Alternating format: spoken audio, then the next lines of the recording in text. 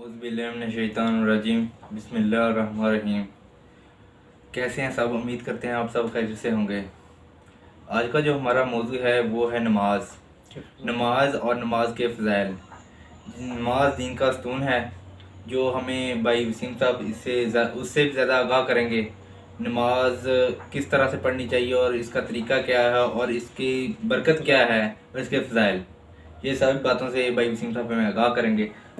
بسم اللہ الرحمن الرحیم نحمدہ ونصلی علی رسول الکریم۔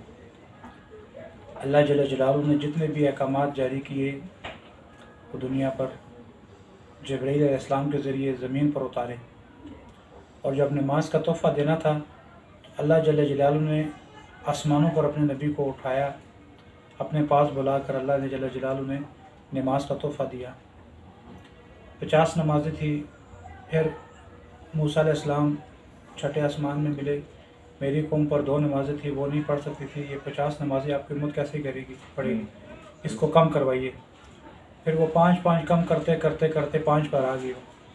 پھر اللہ کے نبی نے فرمایا کہ اب اس سے اور مزید کم کروانا، مجھے اللہ کے سامنے جانے میں شرمندگی ہوتی ہے، شرم آتی ہے۔ تو اللہ جل جلالہ نے فرمایا میرے نبی آپ کی امت 5 پڑھے گی، میں 50 کا اجر لکھوں گا۔ سبحان اللہ، اللہ ایسا کریم ہے۔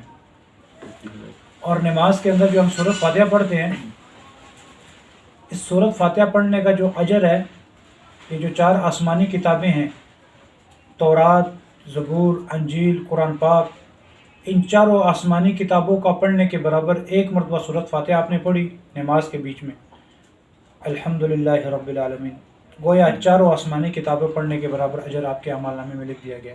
سبحان اللہ، سبحان اللہ۔ پھر آتا ہے اس میں مفہوم ہے کہ جب انسان رکوع میں جاتا ہے، جب رکوع میں جھکتا ہے، جتنی اس کی کمر کا وزن ہے، جب تک کہ کمر اس کی جھکی رہتی ہے، اس کی کمر کے وزن کے برابر سونا صدقہ کرنے کا اجر اس کے اعمال نامے میں لکھا جاتا ہے۔ سبحان اللہ۔ اور پھر جب یہ قیام میں جاتا ہے تو قیام میں کھڑا ہوتا ہے تو سارے گناہ اس کے اوپر لادے ہوتے ہیں، وہ سب ختم گر جاتے ہیں اس کے اوپر سے۔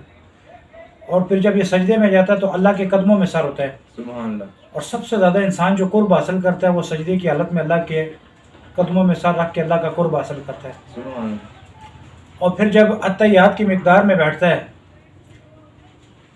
حضرت یوسف علیہ السلام کو کنویں میں جو تکلیف اٹھانی پڑی، یعقوب علیہ السلام کو یوسف علیہ السلام کی جدائی پر جو صبر کرنا پڑا، ایوب علیہ السلام کو جو بیماری پر تکلیف پر صبر کرنا پڑا، ابراہیم علیہ السلام کو جو آگ کے اندر صبر کرنا پڑا، نبیوں پر جو تکلیفیں آئیں اس تکلیفوں پر جو انہوں نے صبر کیا، اللہ کے ہاں جو اجر ان کے اعمال نامے میں لکھا گیا، اتحیات کی مشقت کو اٹھانے والے کے اعمال نامے بھی اللہ جل جلالہ اتنا ہی اجر لکھتے ہیں۔ سبحان اللہ۔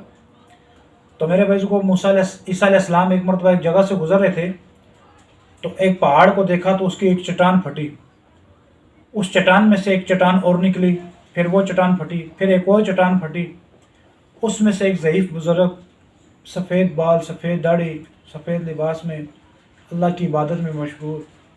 تو عیسیٰ علیہ السلام نے حیران ہو کر تعجب سے پوچھا کہ ان 3 پہاڑوں کے اندر آپ کتنے وقت سے اللہ کی عبادت کر رہے ہیں؟ اس نے کہا 4 صدیاں گزر گئی ہیں، 400 سال گزر گئے، میں ان پہاڑوں کے اندر اللہ کی عبادت میں مشغول ہوں اور اللہ کی عبادت کر رہا ہوں۔ تو تعجب حیرانگی سے عیسیٰ علیہ السلام نے کہا کہ اللہ کے ہاں آپ کا کتنا بڑا مرتبہ، کتنا بڑا مقام ہوگا۔ تو آگے سے اس نے فرمایا حضرت عیسیٰ علیہ السلام کو کہ میں آپ کو اس سے تعجب کی بات نہ بتاؤں، اس سے حیران کن بات؟ تو حضرت عیسیٰ علیہ السلام نے حیران ہو کے پوچھا وہ کیا بات ہے؟ فرمایا آپ کے بعد نبی آئیں گے، احمد، محمد صلی اللہ علیہ وسلم ان کا نام ہوگا، اور اللہ جل جلالہ نے ان کو بڑا مرتبہ اور بہت بڑا مقام دیا ہوگا، اور پھر ان کی برکت سے ان کی امت کو اللہ نے وہ نماز دی ہوگی کہ ان کی امت 2 رکعت نماز پڑھے گی، میری 400 سال کی عبادت سے ان کی 2 رکعت نماز کا اجر بڑھ جائے گا۔ سبحان اللہ۔ اللہ نے اتنے بڑے عظیم نبی کی امت میں پیدا کیا۔ اور ایک جگہ اللہ جل جلالہ فرماتے ہیں اے امت محمدیہ، تمہیں اگر پتہ چل جائے کہ کس عظیم نبی کی امت میں تمہیں پیدا کیا گیا ہے، تم صرف اس پر شکر ادا کرو تو تم اس کا شکر ادا نہیں کر سکتے، اس کا حق ادا نہیں کر سکتے۔ کیسے عظیم نبی کی امت میں پیدا کیے گئے، اور وہ نبی کیا فرما رہے ہیں؟ نماز میری آنکھوں کی ٹھنڈک ہے، نماز دین کا ستون ہے، نماز مومن کی معراج ہے، نماز جنت کی کنجی ہے، نماز شہنشاہ کا دروازہ کھڑکاتی ہے، اور نماز اللہ کے خزانوں سے براہ راست لینے کا ذریعہ ہے۔ جب نماز ملی صحابہ کھل کھلا کر خوشی سے مسکرانے لگے، مست ہو گئے۔ تو کفار اور یہود و نصارہ حیران ہو کر کہا کیا تمہارے ہاتھ کو خزانے لگے؟ کہا خزانوں کی چابیاں لگی، اب جب جو ضرورت ہوگی براہ راست اللہ سے مانگنے کا ہمیں ذریعہ مل گیا، نماز مل گئی۔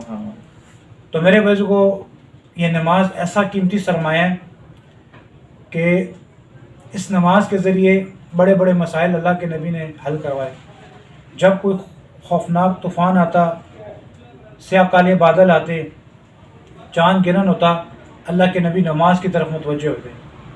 صحابہ دیکھتے تھے کہ اللہ کے نبی پہ جب کوئی مشکل حال آتا تو اللہ کے نبی کیا کرتے ہیں، تو آپ صلی اللہ علیہ وسلم فوراً نماز کی طرف متوجہ ہوتے اور اپنی امت کو یہ بھی سبق سکھایا کہ جب بھی کوئی تم پر حال آ جائے سب سے پہلے نماز کی طرف متوجہ ہو جاؤ۔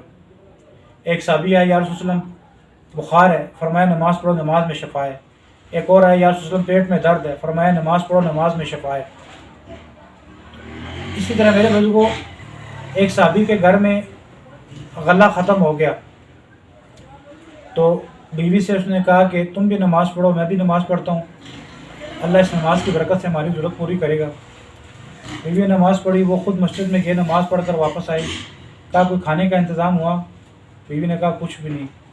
کہا ہماری نماز میں کوئی کمی ہوگی، پھر تم بھی پڑھو، میں بھی پڑھتا ہوں، اللہ کا وعدہ ہے، اللہ کے نبی نے وعدہ سنایا کہ جو نماز پڑھے گا اللہ جل جلالہ اس کو ایسی جگہ سے رزق دیں گے جہاں سے اس پہ ذہن و گمان بھی نہیں ہوگا۔ تو پھر نماز پڑھی، پھر آئے، پوچھا، فلاں کچھ بھی نہیں۔ پھر تیسری مرتبہ آئے، پوچھا، تو انہوں نے کہا کہ گھر میں وہ جو پرانے زمانے کی چکی پڑی ہے وہ چلنا شروع ہو گئی اور اس سے آٹا نکلنا شروع ہو گیا۔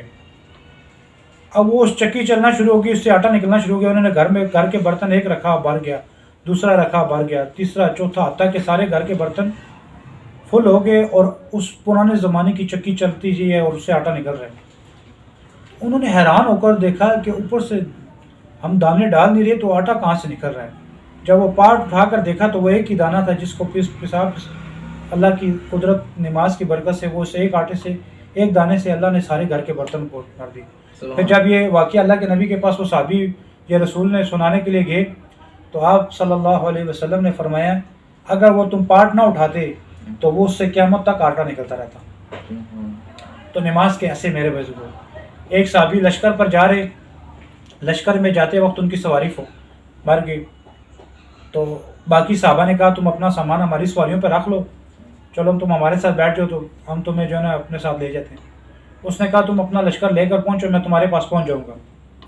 باقی صحابہ نے کہا ہمارے ساتھ چلے، انہوں نے کہا نہیں آپ پہنچو، بس میں آپ کے پیچھے پیچھے پہنچ رہا ہوں۔ وہ سارا لشکر چلا گیا۔ اس نے نماز پڑھی، نماز پڑھ کے کہا یا اللہ اس سواری کو قیامت کے دن بھی تو بھی زندہ کرے گا، قیامت کے دن بھی تو نہیں زندہ کرنا ہے۔ اے اللہ آج میں تیرے راستے میں جا رہا ہوں، میری سواری مر گئی، یا اللہ آج تو اس سواری کو زندہ کر دے۔ وہ ایسی نماز پڑھ کے دعا مانگی، اللہ نے اس مردہ سواری کو زندہ کر دیا۔